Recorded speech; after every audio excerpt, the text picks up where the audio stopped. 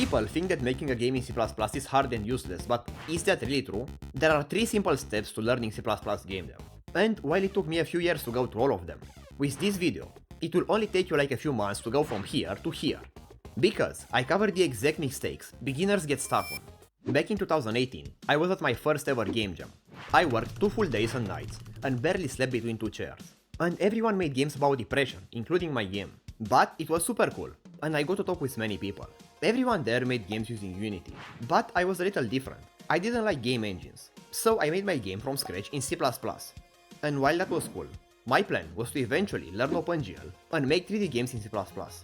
And while talking about that with a guy older than me, he told me that it's useless to learn OpenGL. Every big game company makes their game using Unity or Unreal, so no one needs a programmer who knows to make games from scratch. But is that really true though? Of course not. Many game dev companies make their own engines, and like, who will maintain and update Unity if no one knows C++? Aliens? And no, it won't be AI, I will show you why later. Regardless, that's all I knew at the time. But learning Unity felt boring as hell for me, so I just kept learning C++. Fast forward 2 years, I was at a programming contest presenting my Minecraft game, made entirely in C++ from scratch, and it won the best project there. But one judge didn't like it. Why do you think that is? Was it the project itself? Or the execution? No, that was good. It was the fact that it was made from scratch, in C++ instead of Unity. So I was getting punished for making something harder. And I went to talk to him. And he said that I was limiting my potential by not using Unity. And that's funny because my project was better than all the other projects made in Unity. And people still had this mentality that being a low-level C++ game dev is something useless. But I would literally pick any other job in the world than learn something like React or Unity. So I moved forward with C++. And in 2023, shortly before launching my Steam game, I was presenting it at a game dev meeting. Everyone was excited to try new games, including some random guy who came to see my game. So I opened Visual Studio. But just as I was doing that, I could see concern coming from his eyes. He said, "Wait bro, why are you opening Visual Studio?" My game was entirely written in C++ from scratch, and he was kind of taken aback by that. But for the first time in my life, it was not in a negative manner. He was impressed. I actually had a full finished game made entirely in C++, and no one was telling me that I should use Unity anymore. Did you see what all those 3 stories had in common? In all of them, I made a big project, starting from a simple 2D game, then a 3D game, and finally, a full finished Steam game. And that is actually the secret to evolving in your C++ game dev journey. It's not learning more C++ features, it's not reading C++ books, and it's 100% not learning algorithms, but it is practicing by making big projects. And recently, I noticed something interesting about AI. Some people think that AI will replace programming completely, while other people think AI is not that good. Here is what I think. I tried it, and it actually does a good job, as long as you are also good with programming. For example, I know what system will cause a bug before it will even happen, and to find a bug, I just need to take one look at it. If I see a variable with a wrong value, or something wrongly drawn, I immediately know what the problem is. So I know how to find bugs, and tell AI how to fix them. But more importantly, when making a big system, I know how to tell AI how to design it well. I've got 2 super good news for you. 1. AI won't replace good programmers. It will only replace mediocre ones. And 2. It's not hard to become a good programmer. You become a good programmer, and you learn how to design a big system by making a big project. Stop learning about design patterns and watching talks about clean code. You have to spend your time making a project, but not just any project. It has to be what I call a skill scaling project. A skill scaling project is a project that has many challenges inside, and at various difficulties. For you to evolve, you need to make a big project, and that project needs to have difficult challenges for you. A Snake game is not a skill scaling project, because it's too simple. What I would recommend any beginner instead is to pick Terraria or something similar as their first big project. It is super easy to start working at it, but as many systems you can add, including easy and hard ones. If you are watching this as an absolute C++ beginner, don't worry, I'll tell you exactly how to go from an absolute beginner to making your first big game in C++. But if you are already decent with C++ and want some extra help from me to make this project faster, I just released a course where I walk you through making a Terraria-like game. Link in the description, and it might have a special limited discount. So step 1. You need to learn the basics of the C++ language. The important thing to know is to not overthink it. This is the easiest step, and all tutorials are exactly the same. Just go in the description and click the link to my first C++ tutorial I ever watched.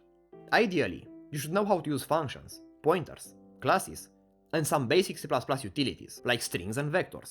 There is a lot more to learn, but leave that for later. The basic C++ features are literally 99% of what I use, so once you understand that, you need to move to step 2. Step 2 is starting to write super simple projects. Imagine you have a friend that wants to learn how to drive, and after 1 year of him learning, you step inside the car with him to see his progress, and this is what he tells you.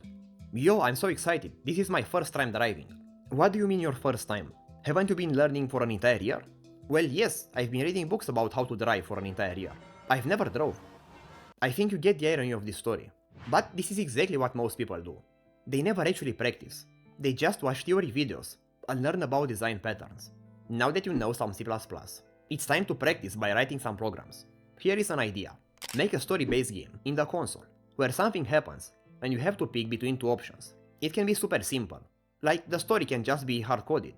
Or it can be more complex, with random events and stats like life. And also, you should check out this YouTube channel, JavidX9. He has super cool C++ projects, and they are super beginner friendly, like this Tetris game in the console. Once you made a few projects, like this Tetris game, and you can remake them without any tutorial, you can finally move to step 3, making your first big game. To make a game, you need to use a library that allows you to draw stuff on the screen. Just pick Rayleigh. It is by far the nicest. Now, linking libraries in C++ is super hard and annoying, and also, 99% of people do it in a horrible way. Most people won't agree with what I'm about to say here, but if you have been watching this channel for a while, you probably know that I have some experience. I think that you should not be learning how to link libraries yet. Linking libraries in C++ is super hard, and if you try, you will probably get the same result as I did. You will search all day a tutorial that is specific for your IDE and the library that you want, just to manually copy those weird steps. In the end, if you get lucky, you may make it work for a short period of time, but most of the time, it won't work at all, and you won't even understand what those steps do. Not to mention that 99% of people link libraries in horrible ways. This is what you should do instead. I have many already made configurations on my GitHub, including Raylib and many other libraries. I use a technology called CMake that allows you to compile your project on any operating system and on any IDE. So you can just watch this video, and in literally 15 minutes, you will have your Raylib setup up and running, so you can start making this game literally now. Later, after you play around with it, you can go back and learn CMake and how to link libraries by watching this video. I use CMake in a different way than every other CMake tutorial there is, so it's important you watch my tutorial. I know you might not believe me, but just as an example, with how most people use CMake, just to add a new file, you need to close your IDE, edit your CMake, then open this weird tool, and then reopen your IDE again. With how I use CMake, you can just add your files normally, and there are even more horrible examples like this. Now finally, here is how to go about making this big game. Most beginners start a big project, but after some time, it becomes unmaintainable, and they have to start over. This never happened to me, and it's actually super easy. Those problems just come from super bad habits that if you avoid, you won't have any more problems. So let me give you an example. I was talking with a beginner. He was making a map system for his game, and that is basically the thing that will store the game world and render it. And he started making the system super complex and generic, so that he can use it for any other game in the future. And here is why this is a problem. So you have the map system, and then you have the rest of the game. The problems come here, where you need to join these two. So most people would overcomplicate the map system and create an abstraction to be able to use that map system with other games, or just more generic and flexible in general. By doing that, they think they will join it nicely together with the game. In reality, that will never happen. Unless you already made the system 10 times before, you won't have any idea what you are doing, and they won't join nicely together, no matter how hard you plan. So you will need to write extra code to glue them together, and the longer you blindly plan things, the bigger the system becomes. Here is how I do things, however. I keep the map system super simple, and the game super simple. So when I need to join them, it's also super simple. And then later, because this code is so simple, I can easily modify it to make it better. Imagine writing hundreds of lines of code for the map system, only to then have to throw that away and change it. That's not fun, is it?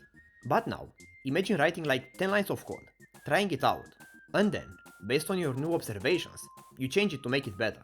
How do you expect to blindly make a system without testing it? Also, 90% of the time, this simple version that you will write will turn out to be exactly what you need for your code. So, this will also save you a ton of time. You might want to implement a chunk system for this game, but guess what? Unless you want your game to have an infinite world, Making a chunk system is totally useless, so don't do it. And don't work on many systems at once. Just take it step by step. Most people will write a map class, a block class, an entity class, a renderable class, and so on. That's not bad, but you can't make them all at once. Even I can't do that. Just make things one at a time. So, in this case, you would implement a map system that can store blocks and render them. Done. Then you'll make it render a different texture, based on the block type. Done. Then you'd implement camera movement. Then you would draw the player and add player movement. Then you would move that into a player struct. Then you would implement block placement. And so on. Just write simple code and stay away from OOP. Trust me, the process will go smooth, and you will have your game in no time. So stop wasting time, and start making your next C++ game now. And again, if you want my help, you can check out my course with the first link in the description, and it might have a special limited discount. I show you how to make a Terraria-like game, step by step, with 6.5 hours of video content, just like this one. And as we do that, I have 50 plus challenges for you, to implement on your own, and really evolve. I also teach you more good programming practices, so you will learn how to better design big projects like this. Take a look there if you are interested. See you there.